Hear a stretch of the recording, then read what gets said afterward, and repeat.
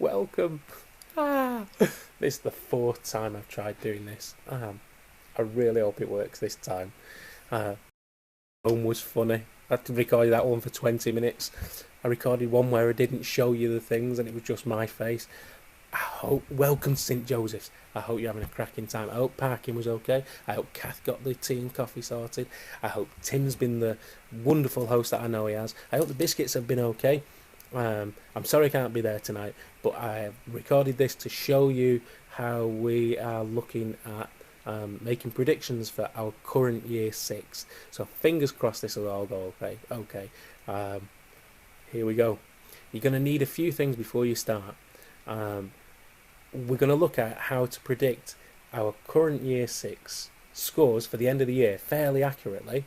I've been working with a teacher over in Moss Side on this, and looking at how we can use our Key Stage 1 SATs results to make a decent prediction to where we think the kids are going to be, and that will help us target the ones who need our most our key teaching to make the best progress that they can. So you're going to need a few things. For all the children in the classes that you're going to look at, you can look at years 4, 5 and 6 for this if you want to.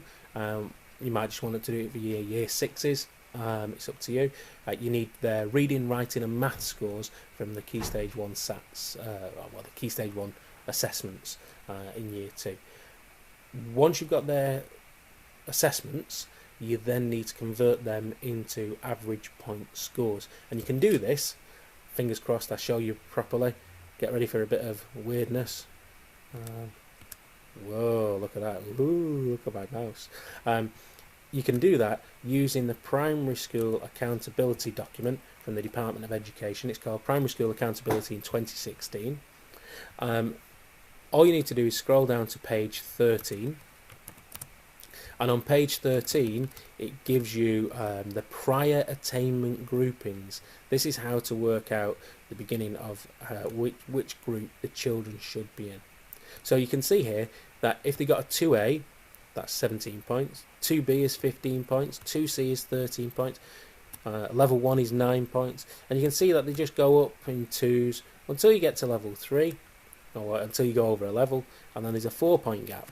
So where you've got a child who is level 3, your year 2 teacher might have thought, well, they're just a level 3. They're better than a level 2A, but they're just a level 3. I'm going to give them the level 3. That means that actually they're starting from a 3B start point. So it's quite a high start point, and those children, any child who got a level 3 in reading, writing or maths will be considered one of your high achievers on your Raise Online document, and when they come to the end of Key Stage 2 they are going to be expected to get greater depth. So if you had a group of 6 or 7 who got level 3s across the board, then those 6 or 7 are going to need to get greater depth in everything, not just reading or writing or maths, but in everything to have made expected progress. If you've got somebody who got a level 3 in one of them and 2 A's or 2 B's in the others because they might have been a gifted mathematician, unfortunately they're also going to have to be at greater depth in everything. And I know it's unfair, but that's the way that this system works now. So let's go back to me. Here I am. Hey. Okay, you're also going to need the year 6 conversion table that came out to convert the raw score into the scaled score, and you can see that here. It's from the primary school, from the DfE again. Looks a little bit like this: how to convert Key Stage 2 raw scores to scale scores. If you search that, you'll find this from the Standards and Testing Agency.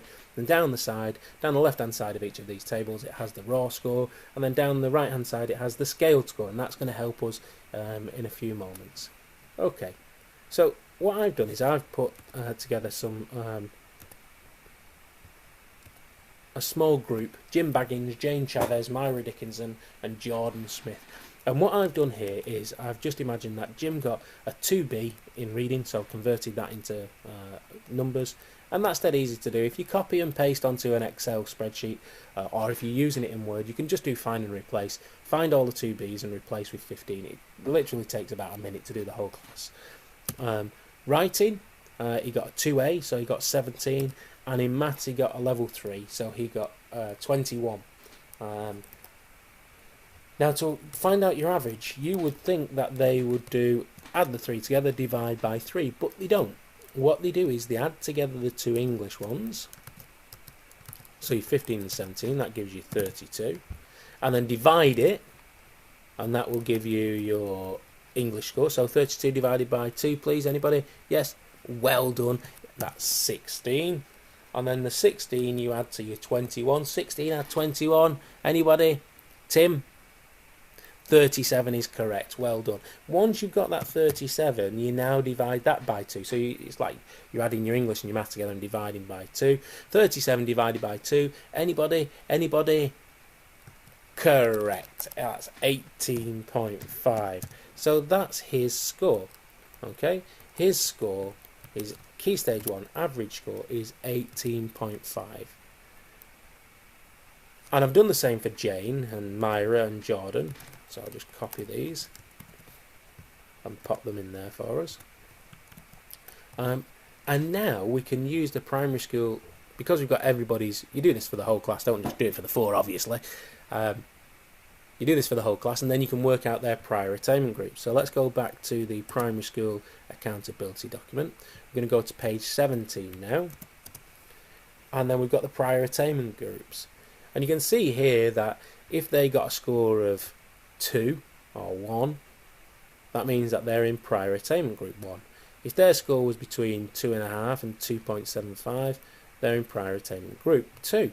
And it goes on and it goes on and it goes on. So you might have somebody who's got 9 points and they're in prior attainment group 6. You might have somebody who's got 11 points, they're in prior attainment group 7. You get the idea. So all I'm going to do is just quickly copy and paste, because I'm a bit like Blue Peter. Here's one I've done before. I worked out where all of their prior attainment groups would be, and there's the prior attainment groups. So Jim got 18.5, so he's in prior attainment group 17. Jane got 17, so she's in prior attainment group 16. Myra got 13, so she's in prior attainment group 9. And John got 9 on his average points key stage 1 score, so he's in prior attainment group 6. Now the good thing about this now is, from this we can work out, because it tells you at the top, here's the prior attainment group, and if they're making expected progress, this is the scaled score, the average scaled score for each of those prior attainment groups, which is cool, because now we know that if we've got a child who, like Jordan, is in prior attainment group 6, he needs to get 90.8 on his reading to get expected progress, which is fantastic, because we know exactly what he's got to do to get expected progress.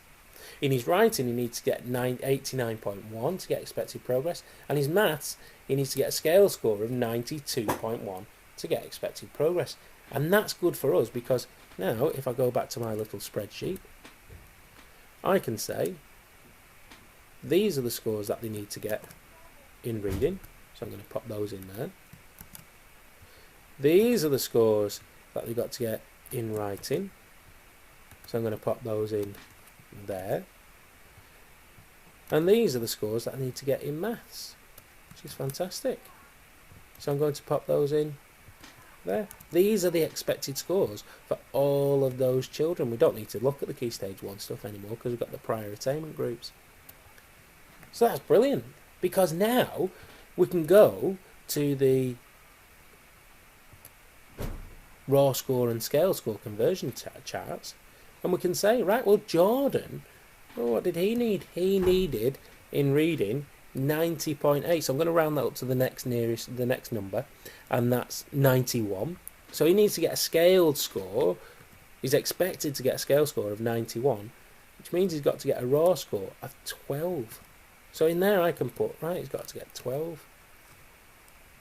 So now if I do a test with Jordan and he gets 10, I know he's only got to get 2 more questions right to make the expected progress.